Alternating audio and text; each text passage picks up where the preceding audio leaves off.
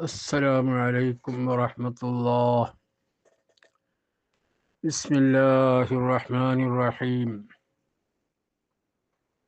الحمد لله الذي أنعم علينا وهدانا إلى دين الإسلام، وأفضل الصلاة وأتم السلام على سيدنا محمد خير الأنام وعلى آله وأصحابه الكرام. പ്രിയമുള്ള സഹോദരങ്ങളെ, ഖുർആനിൻ്റെ മാസമായ റമദാൻ മാസത്തിൽ ഖുർആനിനെ സംബന്ധിച്ചാണ് നാം പറഞ്ഞുകൊണ്ടിരിക്കുന്നത്. പരിശുദ്ധ ഖുർആൻ ലാ റൈബ ഫീഹി മിർ റബ്ബിൽ ആലമീൻ, അതിൽ യാതൊരു സംശയവുമില്ല റബ്ബുൽ ആലമീൻ്റെ ഭാഗത്തിൽ നിന്നുള്ളതാണോ, ലോകരക്ഷിതാവിൻ്റെ ഭാഗത്തിൽ നിന്നുള്ളതാണോ എന്ന് പല സ്ഥലത്തും അള്ളാഹു പരിശുദ്ധ ഖുർആനിൽ പറഞ്ഞിട്ടുണ്ട്. അള്ളാഹിൻ്റെ കലാമാണ്. തത്തുല്യമായ ഒരു കലാം കൊണ്ടുവരാൻ വേണ്ടി അള്ളാഹു സുബ്ഹാനഹു വ തആല പരിശുദ്ധ ഖുർആനിലൂടെ വെല്ലുവിളിച്ചിട്ട് ഒരു ശക്തിക്കും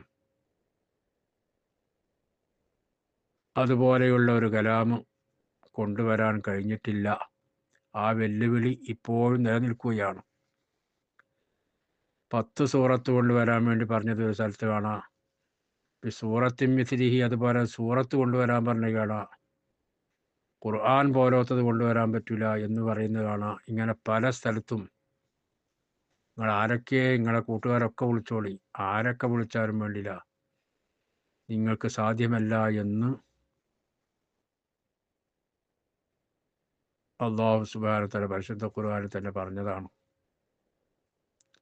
ഖുൽ ഇൻ ജതമഅത്തിൽ ഇൻസു വൽ ജിന്നു, നബിയെ തങ്ങൾ പറയൂ, ഇൻസും ജിന്നും ഒന്നായിട്ട് ഒരുമിച്ച് കൂടി സംഘടിച്ച്, മനുഷ്യന് മൊത്തം ജിന്നുകൾ മൊത്തം എല്ലാം കൂടി സംഘടിച്ചു, അലാ അൻ യഅ്തു ബിമിസ്ലിഹി, ഈ ഖുർആൻ പോലത്തതിനെ കൊണ്ടുവരാൻ വേണ്ടിയിട്ട് അവരെല്ലാവരും കൂടി ഒരുമിച്ച് കൂടി സംഘടിച്ച് ശ്രമിച്ചാലും ലാ യഅ്തൂന ബിമിസ്ലിഹി, ഇതുപോലുള്ളത് കൊണ്ടുവരാൻ അവർക്ക് കഴിയൂല. വലൗ കാന ബഅ്ദുഹും ലിബഅ്ദിൻ ദഹീറാ, അവർ പരസ്പരം സഹായികളായിട്ട് എങ്കിലും പറ്റൂല. പരസ്പരം അങ്ങോട്ടും ഇങ്ങോട്ടൊക്കെ സഹായിച്ച് ഹെൽപ്പ് ചെയ്താലും ഇതുപോലുള്ള ഒരു ഖുർആൻ കൊണ്ടുവരാൻ സാധ്യമല്ല എന്ന് അള്ളാഹു പരിശുദ്ധ ഖുർആനിൽ അസന്ദിഗ്ധമായി പ്രഖ്യാപിച്ചിരിക്കുകയാണ്. ഏത് കാലത്താണ് പരിശുദ്ധ ഖുർആൻ ഇറങ്ങുന്നത്? അറബി സാഹിത്യത്തിൽ അങ്ങേയറ്റം പുരോഗതി നേടിയ കാലഘട്ടമാണ്.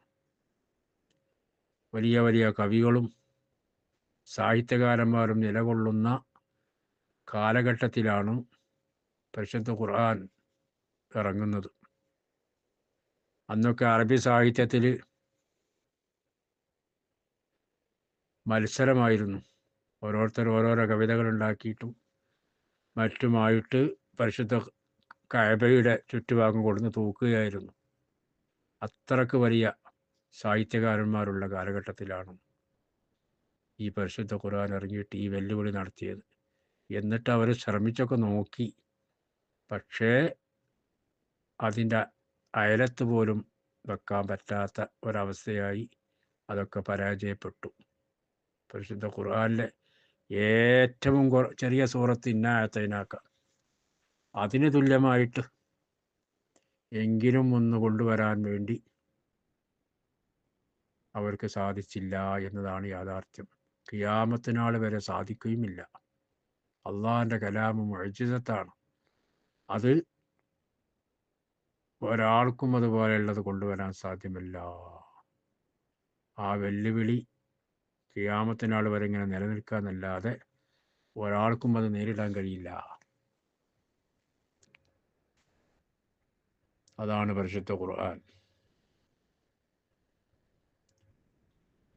ആ ഖുർആനിനെ സംബന്ധിച്ച് നമ്മൾ പഠിക്കണം. എത്ര മനസ്സുകളെയാണ് അത് പരിവർത്തനമുണ്ടാക്കിയത്. കടുത്ത ഹൃദയങ്ങളെല്ലാം പരിവർത്തനമാക്കി പരിശുദ്ധ ദീനിൻ്റെ വെള്ളി വെളിച്ചം കണ്ടത് എത്ര ഈ ഖുർആനിൻ്റെ വാക്യങ്ങളെ കൊണ്ട് എത്ര ആളുകൾ വന്നു.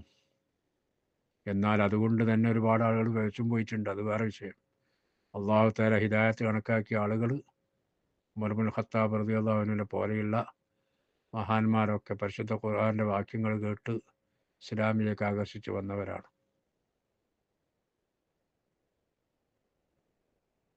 ആ പരിശുദ്ധ ഖുർആനുമായി നമ്മൾ എപ്പോഴും ബന്ധപ്പെട്ടുകൊണ്ടിരിക്കണം. അതിനൊരു മാറ്റിത്തിരുത്തലുകളോ ഒന്നും ഒരാൾക്കും നടത്താൻ കഴിയില്ല. ആ നിലക്ക് അല്ലാഹു സുബ്ഹാനഹു വ തആല സംരക്ഷിച്ചിട്ടുണ്ട്. ഇന്നാ നഹ്നു നസ്സൽന ദിക്റ വ ഇന്നാ ലഹു ലഹാഫിളൂൻ. അള്ളാഹു പരിശുദ്ധ ഖുർആനിൽ പറഞ്ഞതാണ്. തീർച്ചയായും നാം ഖുർആനിനെ ഇറക്കി അതിനെ നമ്മൾ സംരക്ഷിക്കും ചെയ്യും. വെറും ഇറക്കുക മാത്രമല്ല, അള്ളാഹു തആല ഒരുപാട് കിതാബുകൾ ഇതിനു മുമ്പ് ഇറക്കിയിട്ടുണ്ട്. അതിനൊക്കെ അള്ളാഹു തആല സംരക്ഷണം നൽകിയിട്ടില്ല. എന്നാൽ അതേപോലെയല്ല പരിശുദ്ധ ഖുർആൻ. അത് ഇറക്കുക മാത്രമല്ല, വ ഇന്നാ ലഹു ലഹാഫിളൂൻ, തീർച്ചയായും അതിനെ നാം സംരക്ഷിക്കുകയും ചെയ്യും. ഒരു മാറ്റിത്തിരുത്തലുകൾക്കും ഒരാൾക്കും സാധിക്കില്ല. അതിൻ്റെ പ്രതികൾ ആരെങ്കിലും കത്തിച്ചു പോയാലും ശത്രുക്കൾ അതിനെ കത്തിച്ചു കളഞ്ഞാലും ഇതിവിടുന്ന് നശിപ്പിച്ചു കളയാൻ കഴിയില്ല. കാരണം ലക്ഷങ്ങളുടെ ഹൃദയങ്ങളിൽ പരിശുദ്ധ ഖുർആൻ മനഃപ്പാഠമാണോ? ഒരു ഖുർആൻ പ്രതി കത്തിച്ചത് കൊണ്ടൊന്നും ഈ ഖുർആൻ നശിപ്പിച്ചു കളയാൻ കഴിയില്ല. ആ നിലക്ക് അല്ലാഹു തആല സംരക്ഷണം കൊടുത്തിട്ടുണ്ട്. എന്ന് മാത്രമല്ല, വലിയ ഒരു ഉസ്താദ്, വലിയൊരു പണ്ഡിതൻ പരിശുദ്ധ ഖുർആൻ ഓതിയിട്ട് നിസ്കാരത്തിൻ്റെ ഇടയിൽ ഓതിക്കഴിഞ്ഞാൽ അതിന് വല്ല തെറ്റും സംഭവിച്ചാൽ ബാക്കിൽ നിന്ന് തിരുത്തി കൊടുക്കുന്ന ചെറുപ്പക്കാരായ കുട്ടികൾ വരെ ഉള്ള ഒരു കാലമാണ്. ഈ കാലത്ത് വരെ, ഖിയാമത്ത് നാൾ വരെ ആ നില തുടരും ചെയ്യും. അവസാനം അല്ലാഹു സുബ്ഹാനഹു വ തആല ഈ ലോകം ഒന്നാകി തമർത്തി പൊളിച്ച് ഈ ഭൂലോകം ആകെ നശിപ്പിക്കപ്പെടുന്ന സമയത്ത് അല്ലാഹു സുബ്ഹാനഹു വ തആല പരിശുദ്ധ ഖുർആനെ സംരക്ഷിക്കും. എങ്ങനെയാണ് അത് ആ ഹൃദയത്തിൽ മനഃപ്പാഠമാക്കിയ ഹൃദയങ്ങളിലെല്ലാം അത് മറന്നുപോകും. എല്ലാം മറന്നുപോകും. പരിശുദ്ധ ഖുർആൻ മനഃപ്പാഠമാക്കിയവരെ ഹൃദയങ്ങളിൽ നിന്നത് മറപ്പിക്കും. പ്രതികളിൽ നിന്നതെല്ലാം അതിൻ്റെ എഴുത്തുകളെല്ലാം മാഞ്ഞു പോകും. അങ്ങനെ പരിശുദ്ധ ഖുർആൻ അല്ലാഹു തആല ഉയർത്തിക്കളയും. അതുവരെ അതിന് യാതൊരു പോറലും ഏൽക്കാതെ തുടർന്നുകൊണ്ടിരിക്കും. എക്കാലത്തും അതിനെ പഠിക്കുന്നവരും മനഃപ്പാഠമാക്കുന്നവരുമായിട്ട് എത്രയാണ് ഇപ്പോൾ നമ്മളിപ്പോൾ ജീവിച്ചിരിക്കുന്ന കാലഘട്ടത്തിലുള്ളത്. എത്ര ഹാഫിളീങ്ങളാണ്. സഞ്ചരിക്കുന്ന ഖുർആനായിട്ടല്ല അവരിങ്ങനെ നടന്നുകൊണ്ടിരിക്കുന്നത്. അവരുടെ ഹൃദയത്തിൽ മുഴുവനും പരിശുദ്ധ ഖുർആനാണ്. അപ്പോൾ ആ ഖുർആൻ അല്ലാഹു സുബ്ഹാനഹു വ തആല നിലയും വിലയും കൽപ്പിച്ച, അള്ളാഹു ആദരിച്ച കലാമാണ്. അതുകൊണ്ട് തന്നെ ഈ ഭൂലോകം നശിപ്പിക്കപ്പെടുന്ന സമയത്ത് അള്ളാഹുവിന് ആദരവുള്ള, ബഹുമാനമുള്ള വസ്തുക്കളൊക്കെ അള്ളാഹു തആല അവിടുന്ന് മാറ്റും. എന്നിട്ടേ പൊളിക്കുള്ളൂ. അങ്ങനെയല്ലേ ഒരു വീട് പൊളിക്കണം. പഴയ വീട് നമ്മൾ പൊളിക്കുകയാണ്. JCB ഒക്കെ വന്നിട്ടുണ്ട്. ഒന്നായിട്ട് പൊളിച്ച് തമർത്തി പിന്നെ നശിപ്പിക്കുകയാണ് വേറെ വീടുണ്ടാക്കാൻ വേണ്ടി എന്ന് വെക്കുക. എന്നാൽ ആ വീട്ടിലുള്ള വിലപിടിപ്പുള്ള വസ്തുക്കളൊക്കെ നമ്മൾ എടുത്തു മാറ്റുമല്ലോ. സ്വാഭാവികമല്ല അത്. വിലപിടിപ്പുള്ള വസ്തുക്കളൊക്കെ പിന്നെന്ത് ചെയ്യും? അവിടെ നിന്ന് എടുത്തു മാറ്റും. എന്നതുപോലെ ഈ ഭൂലോകം അല്ലാഹു തആല നശിപ്പിക്കാൻ വേണ്ടി അവസാന നാളിൽ അല്ലാഹു തആല അതിനുള്ള സമയമാകുന്ന സമയത്ത് അല്ലാഹു തആല എന്ത് ചെയ്യും? വിലപിടിപ്പുള്ളതൊക്കെ അവിടുന്ന് മാറ്റും. അതിൽപ്പെട്ടതാണ് പരിശുദ്ധ ഖുർആൻ. അത് അവിടുന്ന് ഉയർത്തപ്പെടും. പിന്നെ മറ്റൊന്നാണ് മുഅ്മിനീങ്ങൾ, ഈമാനുള്ള, ഖൽബിൽ ഈമാനുള്ള ആളുകൾ. അവരെല്ലാവരും റൂഹ് അല്ലാഹു തആല ആദ്യമായിട്ട് പിടിക്കും. അവരൊക്കെ മരിപ്പിക്കും. പിന്നെ ചണ്ടി ചവറുകളാണ് വേറെ അവിടെ ഉണ്ടാവൽ. ചണ്ടി ചവറുകളെ പോലെയുള്ള ആളുകൾ ആണ് അന്ന് മൃഗതുല്യരായ മനുഷ്യന്മാരാണ് ഉണ്ടാകുക. അവരിലേക്കാണ് അല്ലാഹു തആല ഈ ഭൂലോകം ആകെ പൊളിച്ച് തമർത്തി അവരെ നശിപ്പിക്കുന്നത്. പ്രിയമുള്ള സഹോദരങ്ങളെ, അതുകൊണ്ട് പരിശുദ്ധ ഖുർആൻ നമ്മൾ എപ്പോഴും അതുമായി ബന്ധം സ്ഥാപിക്കണം, അതുമായി ബന്ധപ്പെട്ട് കൊണ്ടിരിക്കണം. പരിശുദ്ധ ഖുർആൻ പാരായണം ചെയ്യണം, അതിനെ സംബന്ധിച്ച് പഠിക്കണം. എന്തൊക്കെയാണ് ഖുർആൻ അള്ളാഹു നമ്മോട് പറഞ്ഞിട്ടുള്ളത്, സന്ദേശങ്ങൾ എന്തൊക്കെയാണ് ഇത് നമ്മൾ മനസ്സിലാക്കണം. വെറും ഒരു പാരായണം ചെയ്യാൻ വേണ്ടി മാത്രമുള്ള ഗ്രന്ഥമല്ല, അത് നമ്മൾക്ക് അള്ളാഹു തആല സന്മാർഗമായി നമ്മളെ വഴികാട്ടിയായി തന്ന ഗ്രന്ഥമാണ്, നമ്മുടെ ഭരണഘടനയാണ്, നമ്മൾ എങ്ങനെ ജീവിക്കണമെന്ന് പഠിപ്പിക്കുന്നതാണ്. അതിൽ എന്തൊക്കെ നിർദ്ദേശങ്ങളാണ് അള്ളാഹു നമുക്ക് നൽകിയിട്ടുള്ളത് എന്ന് നമ്മൾ പഠിച്ച് മനസ്സിലാക്കണം.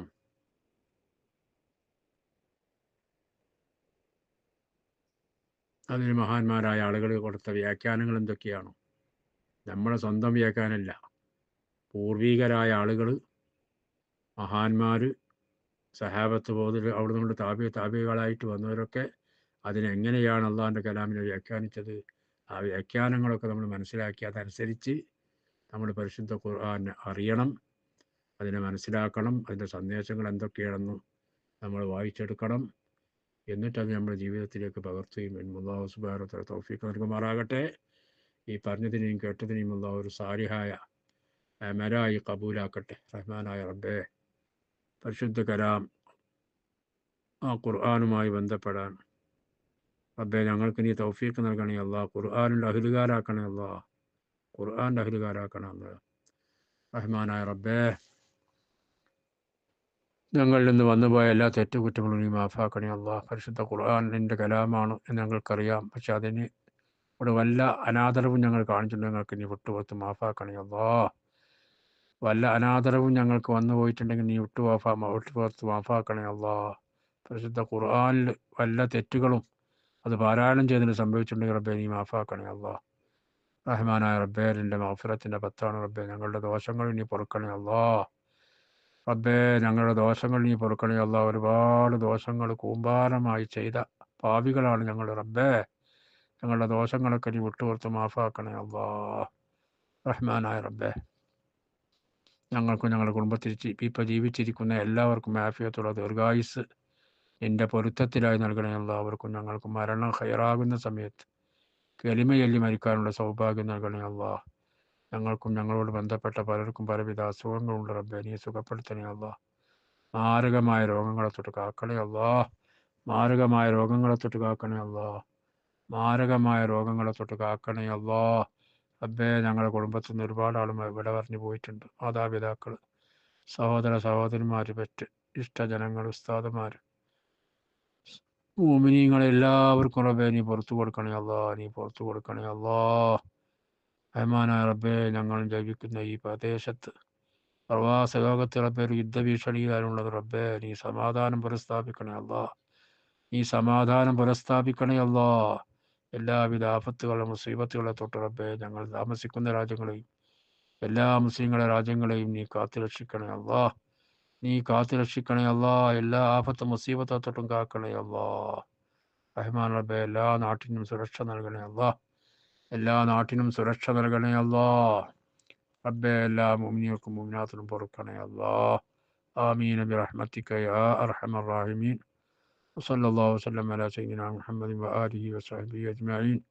സുബ്ഹാന റബ്ബിക റബ്ബിൽ ഇസ്സത്തി അമ്മാ യസിഫൂൻ വസലാമുൻ അലൽ മുർസലീൻ വൽഹംദുലില്ലാഹി റബ്ബിൽ ആലമീൻ.